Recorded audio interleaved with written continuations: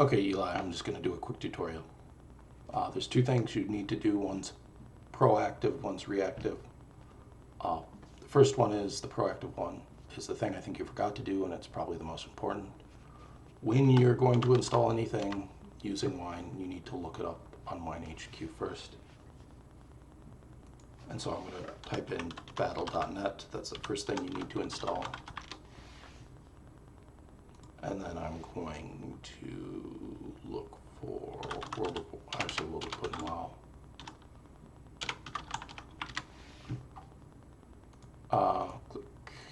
Click here. These probably are the ones I need. Sure. This installation stuff is usually super important. You'll see this one doesn't have one, and that's because you don't actually need any extra components for World of Warcraft, only battle.net, and this is where you're having a problem. I'm going to do this in 2.5 steps. The first one I'm going to do is I'm going to show you how to install battle.net and WoW, and then I'll show you how to get WoW working a little bit better, and then I'll show you how to integrate it into your desktop. So the first thing we need to do is install battle.net. I'm going to do this all through Play on Linux. Now, one of the reactive things I want you to do is, if you're having problems, you might want to check and make sure you have your 32-bit libraries for your video card installed, because you need them.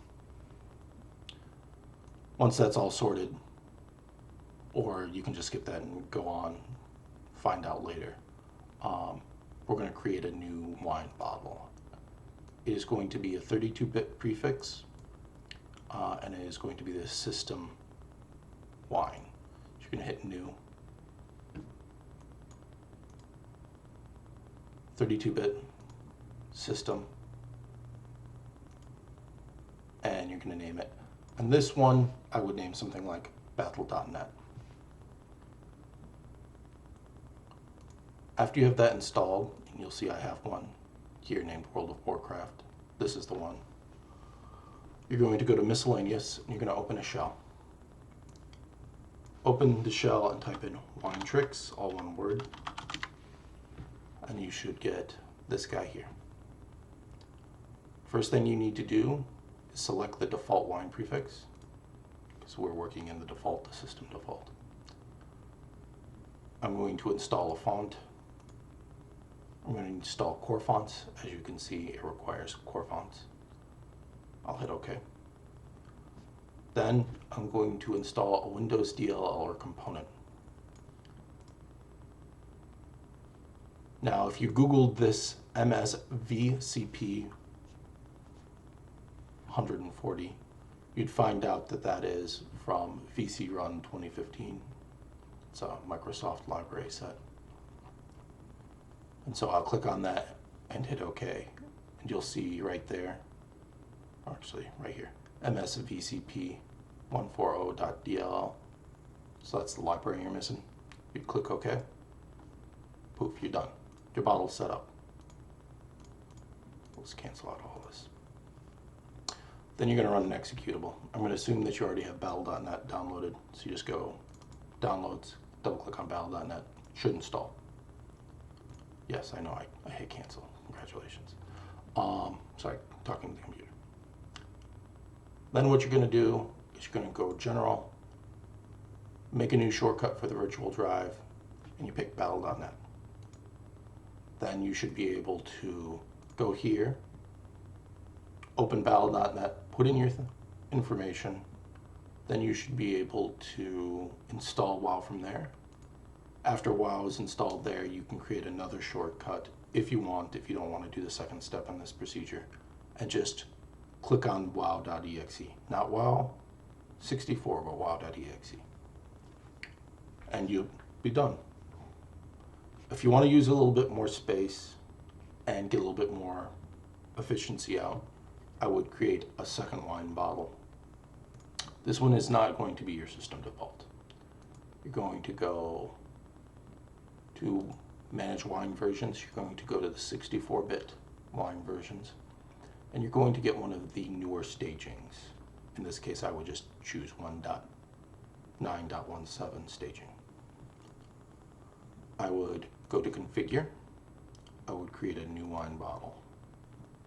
This one will be a 64-bit installation with that staging. And I would name this something like World of Warcraft or Legion. Okay. I would open a file manager, and I would go to your Play on Linux virtual drives. This is my battle.net drive, and I would simply copy World of Warcraft. I would go into your World of Warcraft or Legion drive, the 64-bit one, and I would put it in the x86 apps. Now technically we'll be executing as a 64-bit app, but it matters. Then we'll go back down, we'll close this out. Now that means you're doubling WoW's size. You might want to move one or more of these on or off the drive and create links, but I'm not going to show you how to do that. I would just make sure the one you're executing is on your fastest drive, the x64 model.